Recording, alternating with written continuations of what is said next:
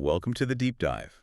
Today, we're taking a really fascinating journey. We're looking at how children grow and change. Yeah, from the very beginning, infancy, all the way through the teenage years. Exactly. And we've got some great resources to guide us. There's this really insightful article from Self-Sensei, Understanding Child Development Stages and Their Psychological Implications. And it pulls from solid sources like the CDC, Cleveland Clinic, academic research. It's quite comprehensive. Right. So our goal today is, well, to really get the core ideas, but more than that, the why. The psychology behind all these incredible changes. Spot on. It's not just about listing milestones like, oh, they can walk now. Yeah. We want to understand the psychological engine driving those changes. It's like getting a peek under the hood, isn't it? Seeing how we actually become. Yes, absolutely. That whole process from baby to, well, nearly adult. Okay, so let's unpack this a bit. We're going to look at development through a few key lenses, right? 4 main areas. That's right. We've got motor skills, how they move. Both big movements and, like, fine finger stuff. Exactly, gross and fine motor. Then cognitive abilities, thinking, learning, solving problem. Okay. And language. Language and communication, yeah. Verbal, nonverbal, the whole package. And finally, social and emotional development. So understanding feelings, making friends, sense of self, all that. Those 4 domains, motor, cognitive, language, social, emotional, youth, they're all interwoven. Progress in one area often gives a boost to the others. Makes sense. And we'll be tracking these across the different stages of childhood. Yep. Starting right from before birth, the prenatal stage, then infancy and toddlerhood. Birth to around 2 or 3. Yeah, roughly. Then early childhood, say 3 to 5, middle childhood, 6 to 11, and finally adolescence, 12 up to about 18. Got it. And within each stage, we'll talk milestones. We will, but the key thing is not just what the milestone is, but what it tells us psychologically. Right, so things like waving bye-bye isn't just a cute trick. Exactly. It's a signpost. It points to deeper shifts happening in how they think, how they connect. So resources like the CDC, Cleveland Clinic, they list the milestones. Which is super helpful for parents and doctors, absolutely. But we want to connect those dots. What does reaching that milestone mean for their developing mind? Precisely. That's where the psychology comes in. Ready to dive into the very beginning. Infancy and toddlerhood. Let's do it. Because the growth then is just, wow, astonishing. It really is. Think about it from a newborn, mostly reflexive, to a toddler who's walking, talking, exploring. It's incredible speed. Okay, so milestones. By 2 months, what are we seeing? Well, you often see them calming down to a familiar voice, gazing at faces. That early social connection starting. Exactly. Social responsiveness, and physically, maybe lifting their head a bit during tummy time. Early motor control. And it builds fast, right? By 4 months. Yeah, you typically see more interaction. Smiles, little babbles. Engaging more. Definitely. And motor skill improve, holding your head steady, reaching for things. These interactions are laying groundwork for trust, communication. Okay, 6 months. Recognizing familiar faces becomes more obvious. Responding to their name. Ooh, that's a big one. Huge. And you start hearing consonant sounds like buh-buh-buh, grasping objects, maybe even rolling over. Recognizing faces. Yeah. That's the start of social understanding, isn't it? For sure. And those consonant sounds. Big step in language. Then, maybe around 9 months, stranger anxiety can kick in. Right, being wary of unfamiliar people. And understanding no. But a really fascinating one psychologically is pointing. Pointing? Okay, why is that so significant? It seems simple. But think about it. It's cognitive and social. They're not just sticking a finger out. They realize they can make someone else look at what they're interested in. Whoa, so it's like, hey, look over there. They get that you have your own attention. Exactly. Early perspective taking. It's a massive leap. And around this time, they're usually sitting up, maybe crawling or pulling themselves up to stand. Leading us towards the big 1-year mark. Yep. Separation anxiety often shows up more. They respond to simple requests. Maybe wave bye-bye. Just Simple gestures, yeah. Maybe those first words, mama or dada. And pulling up to stand, maybe even taking those first wobbly steps. that first step. It's not just physical, is it? It's independence. It's a huge move towards exploring the world on their own terms. And it doesn't slow down. 15 months. You might see them copying other kids. Imitation is huge for learning social stuff, showing affection, clapping. Pointing at things they want you to see? Definitely. Showing objects of interest. Their vocabulary expands beyond just one or two words. They understand names for things, follow simple directions if you use words and gestures. Okay, walking independently, maybe feeding themselves with fingers. Yeah, that trying to do it myself phase is kicking in. 18 months? Walking is usually pretty solid, maybe even running.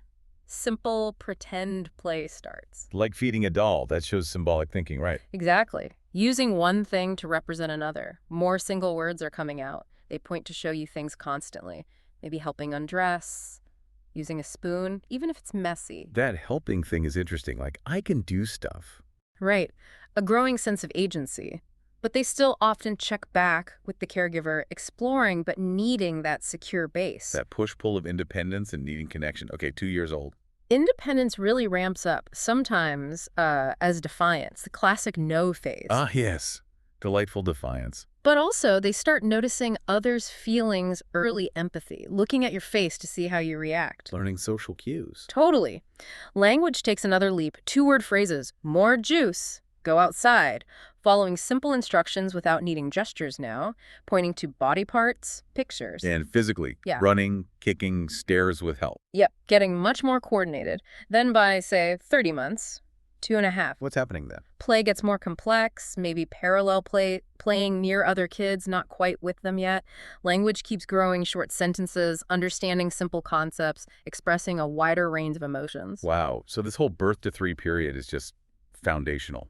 Absolutely, laying down the tracks for everything else. And those early caregiver interactions, crucial for trust, communication, how they even start to frame the world. Which sets us up nicely for early childhood, the preschool years, 3 to 5. Right, and this is when their world just explodes outward. Language really takes off, right? Big time. And more independence, a stronger sense of self-forming. They're trying to figure out how the world works, sometimes in really creative ways. Okay, so 3 years old. What are the highlights? Showing affection for friends, starting to grasp turn-taking. Important social skill. Very. Following 2 or 3-step instructions. Having little conversations, 2-3 sentences. Understanding simple prepositions in, on, under. Knowing their name and age. Physically, they're little explorers, climbing, running, maybe tricycles. Definitely. And psychologically, something interesting emerges. Potential for guilt if they do something they know is disapproved of. Ah, so developing that social conscience. Awareness of expectations. Exactly, which gets even clearer by age 4. They love trying new things. Make-believe play gets way more elaborate. Preferring to play with peers now. Yeah, peer interaction becomes much more central. Telling stories, singing songs, grammar gets better, knowing some colors, numbers. Physically, hopping, maybe standing on one foot for a second, catching a bounced ball. And this is where that magical thinking comes in. Oh, yeah. The Self-Sensei article mentions it like being scared of the bathtub drain. I remember that. It seems irrational to us, but it's real for them. It perfectly shows how their thinking works then. Perception is powerful, sometimes more than logic. Their brains just aren't wired yet for adult-style reasoning. Makes sense. Okay, heading towards 5. Big motivation is wanting to please friends, be like them, understanding and agreeing with rules more. More independence in daily stuff, dressing, maybe toileting. Speech is clear. Usually quite clear. Telling longer stories, using full sentences, even future tense. Counting higher, maybe printing some letters or numbers. Motor skills refine, more hopping easily, maybe skipping, using utensils well. So this whole phase is exploration, social skills, and building towards more logical thinking. That's the gist. Setting the stage for middle childhood. Which is what, 6 to 11? School age? Exactly. Formal schooling starts, their social world broadens massively, academics become a focus, organized activities. Navigating more complex social rules on the playground and in class. Right. And physically, motor skills get much more refined through sports, play, writing. And psychologically, a big shift happens here, doesn't it? Social comparison. Huge. Suddenly, school makes it explicit grades, teams, who's good at what. They become way more aware of how they stack up against peers. Oof, that can be tough. It can really impact self-esteem. Friendships also change. They become deeper about trust and support, not just shared activities. And how's their thinking evolving? They start thinking more logically, but mostly about concrete things, stuff they can see and touch and experience directly. This is when they grasp conservation. Ah, the Play-Doh example. Yeah. Roll it into a snake, it's still the same amount. Exactly. And understanding reversibility, that you can mentally undo actions. Thinking gets more organized, rational. They can classify things better, understand relationships like size order. But still struggle with purely abstract ideas. Generally, yes, abstract hypothetical stuff is still tricky. This stage equips them for elementary school learning, but the next stage brings another leap. Adolescence, 12 to 18, often seen as turbulent times. It can be. It's that major transition to adulthood. Puberty hits, big cognitive shifts, social changes, emotional intensity. And the central psychological task, according to the article, is identity formation. Right. Really grappling with who am I, where do I fit in? And peer groups become everything. Immensely important. Their influence on behavior, attitudes, self-perception skyrockets. Family relationships change too, right? Pushing for independence but still needing support. It's a real balancing act, striving for autonomy while navigating that continued need for connection and guidance. Cognitively, this is where abstract thought really kicks in. Yes. Hypothetical reasoning, thinking about possibilities, what ifs, grappling with complex ideas like justice, morality, considering the future in a real way. Which is essential for figuring out that identity piece. Absolutely. And emotionally, things can feel very intense. Navigating complex social dynamics, often romantic relationships for the first time, the goal is developing a coherent sense of self linking past, present, and future aspirations. Okay, so we've walked through the stages. Now let's dive into some of those key theories that help explain the why, starting with how kids think. Piaget. Jean Piaget, yeah. His core idea was that children are like little scientists, actively constructing their understanding of the world through experience. Through assimilation and accommodation. Exactly. Assimilation is fitting new info into existing mental boxes or schemas. Accommodation is changing those boxes to fit the new info. It's this back and forth that drives cognitive growth. And he proposed distinct stages. First is sensoromotor. Birth to about 2. Learning through senses and actions, touching, tasting, moving. And the huge milestone here is object permanence. Understanding things exist even when hidden. Like Peekaboo relies on them not quite having that yet, then getting it. Precisely. That moment they realize you haven't actually disappeared is a massive cognitive leap. Then comes preoperational, roughly 2 to 7. This is where symbolic thought emerges. Language, pretend play. Yep. But thinking is more intuitive than logical. It has limits. Like egocentrism. Difficulty seeing things from another's viewpoint. Right. And centration focusing on just one aspect, like the height of the glass, not the width. And that lack of conservation we talked about. At a bathtub drain fear fits right in here. Perception over logic. Perfectly illustrates preoperational thought. Then, 7 to 11, roughly, is concrete operational. Thinking gets more logical, but about concrete stuff. Exactly. Things they can see, manipulate, experience directly. They master conservation, understand reversibility. Thinking is more organized, rational. Good for school subjects like math and science basics. Definitely. But still struggle with purely abstract ideas. Which leads to the final stage, formal operational. Adolescence onwards. This is the arrival of abstract thought. Hypothetical reasoning, scientific thinking, grappling with complex concepts like justice or infinity. Crucial for higher-level academics and that identity exploration we mentioned. Absolutely. Piaget really showed us how thinking itself changes qualitatively over time. Okay, shifting gears from thinking to the social world. Erikson's psychosocial stages. Erikson looked across the whole lifespan. He saw development as navigating a series of psychosocial crises at different stages. Conflicts between our own needs and what society expects. Kind of, yeah. And successfully resolving each crisis builds a psychological strength or virtue. Social experiences are key in shaping personality. So for childhood, first is trust versus mistrust, infancy. Right. Consistent loving care builds trust. Inconsistent or neglectful care leads to mistrust. The virtue? Hope. Makes sense? Then toddlerhood. Autonomy versus shame and doubt. If they're encouraged to do things for themselves, explore safely, they build autonomy or independence. Too much criticism or control leads to shame and doubt. The virtue is will. Early childhood, 3 to 5. Yeah. Initiative versus guilt. Yeah. Encouraging their plans, their make-believe, their questions builds initiative. Making them feel bad about their efforts leads to guilt. The virtue is purpose. Yeah. Connects to that guilt we saw potentially emerging then. Right. Middle childhood, school age, industry versus inferiority. Feeling competent through schoolwork, hobbies, friendships builds industry. Feeling inadequate, maybe through comparison, leads to inferiority. Virtue, competence, reflects that social comparison pressure. And finally, adolescence. Identity versus role confusion. Exploring who you are, what you believe in, leads to a solid identity. Struggling with that leads to role confusion. The virtue is fidelity, being true to yourself. Erikson really highlights how our social world shapes who we become. So Piaget for thinking, Erikson for social emotional journey. Mhm. What about Lev Vygotsky?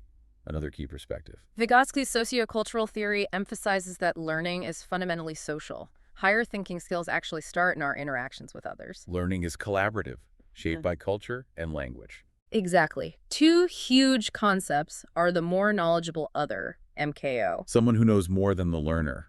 Parent, teacher, peer. Right. And the zone of proximal development, or ZPD. Okay, what's the ZPD? It's the sweet spot for learning. It's the gap between what a child can already do alone and what they can achieve with guidance from an MKO. Learning is most effective right in that zone.